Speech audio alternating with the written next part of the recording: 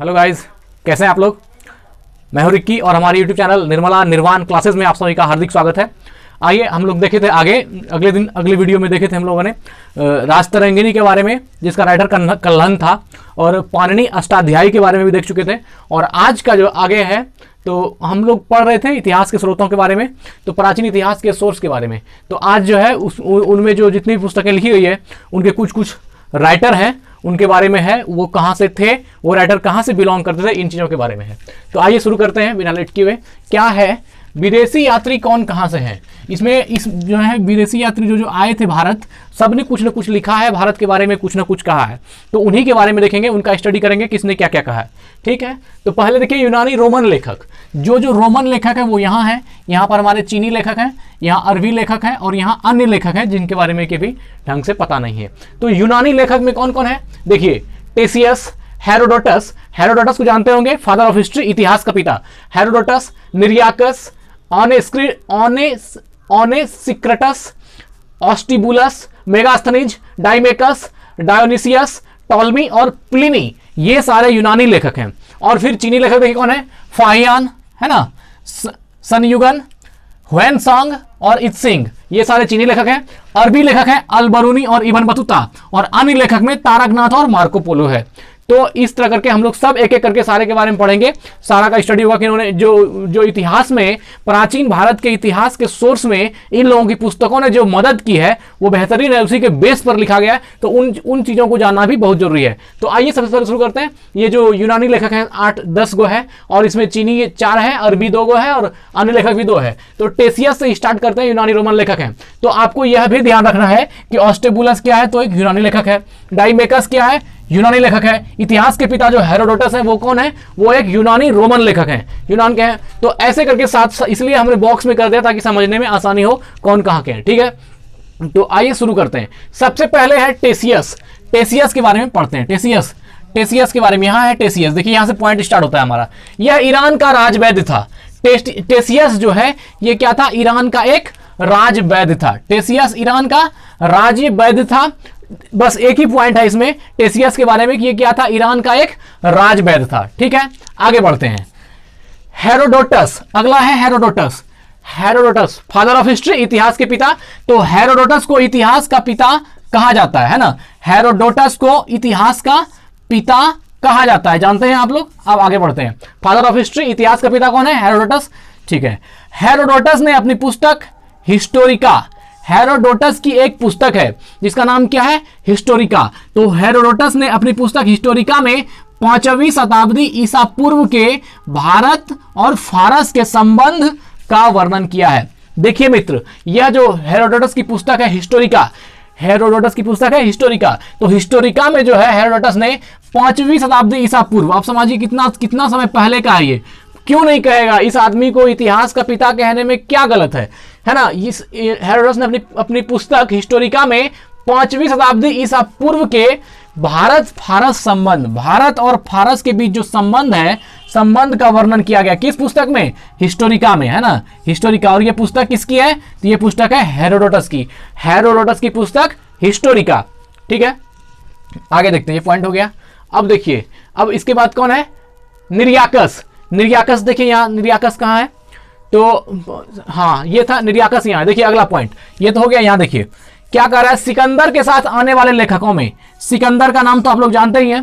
तो सिकंदर, विश्व विजेता सिकंदर जो कहलाते हैं, तो सिकंदर के साथ आने वाले लेखक में निरियाकस, ओनेसिक्रटस तथा ऑस्टिबुलस, है ना।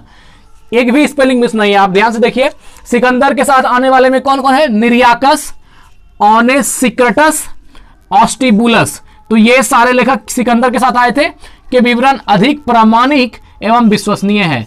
इन तीनों राइटर की जो पुस्तकें हैं वो बहुत ज्यादा प्रामाणिक और विश्वसनीय है। प्रामाणिक मतलब विश्वसनीय मतलब कि जो भी लिखा गया है कुछ जो है हाइपरबोल नहीं है, कुछ से कुछ झूठी बातें नहीं लिखी गई है, जो वाजिब है वैसा चीज लिखी गई है। तो ये निरियाकस, ओनेसिक्रटस और ऑस्टिबुलस, इन तीनों को याद रखना। ये तीनों क्या था, सिकंदर के साथ भारत आने वाले लेखक हैं, सिकंदर के साथ भारत आने वाले लेखक हैं, निरियाकस, ओनेसिक्रटस, ऑस्टिबुलस। ठीक है, कि विवरण जो है अत्यधिक प्रामाणिक एवं विश्वसनीय है। इन तीनों का जो है विश्वसनीय है ज्यादा। ठीक है, तो हाँ, हेरोडोटस की जो पुस्तक थी हिस्टोरिका, इसमें वर्णन तो भारत और फारस के संबंधों का किया गया है, लेकिन इसका विवरण भी अफवाहों पर आधारित है। किसका?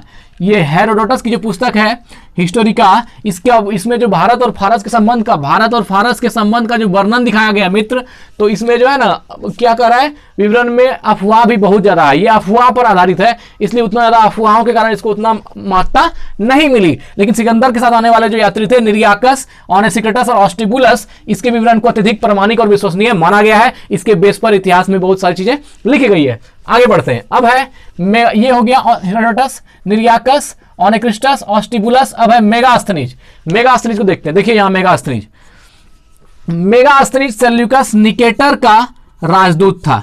यहां ध्यान रखना होगा, अगर ऑब्जेक्टिव क्वेश्चन आता है मेगास्थनीज कौन था, तो मेगास्थनीज सेल्यूकस निकेटर, इसको याद रखना है, सेल्यूकस निकेटर का राजदूत था। मेगास्थनीज कौन था? सेल्यूकस निकेटर का राजदूत था। कौन? मेगास्थनीज। आगे बढ़ते हैं। मेगास्थनीज चंद्रगुप्त मौर्य के राज दरबार में आया था। ये क्वेश्चन तो इतनी बार पूछी गई है, इतना हर चीज में पूछा गया है कि इसके बारे में कुछ भी कहना जो है ना ये है। तो मेगास्थनीज चंद्रगुप्त मौर्य के राज दरबार में आया था। देखिए मेगास्थनीज और फाहियान है ना, कोई ऐसा इन लोगों का बहुत ज्यादा इंपॉर्टेंट है। तो मेगास्थनीज चंद्रगुप्त मौर्य के राज दरबार में आया था। क्वेश्चन याद हो गया, मेगास्थनीज चंद्रगुप्त मौर्य के राज दरबार में आया था। आगे बढ़ते हैं। मेगास्थनीज ने अपनी पुस्तक इंडिका, ये जो मेगास्थनीज की पुस्तक है इंडिका, कमाल कर दी है, मौर्य वंश का पूरा जो है ना इतिहास में है। मेगास्थनीज ने अपनी पुस्तक इंडिका में मौर्य युगीन, मतलब मौर्य काल के, मौर्य युग के समाज एवं संस्कृति है ना, मौर्य युगीन समाज एवं संस्कृति के विषय में लिखा है। किसने लिखा है? तो ये मेगास्थनीज लिखा है। मेगास्थनीज ने अपनी पुस्तक किसमें लिखा है? इंडिका में। मेगास्थनीज ने अपनी पुस्तक इंडिका में मौर्य युगीन समाज एवं संस्कृति के विषयों में लिखा है।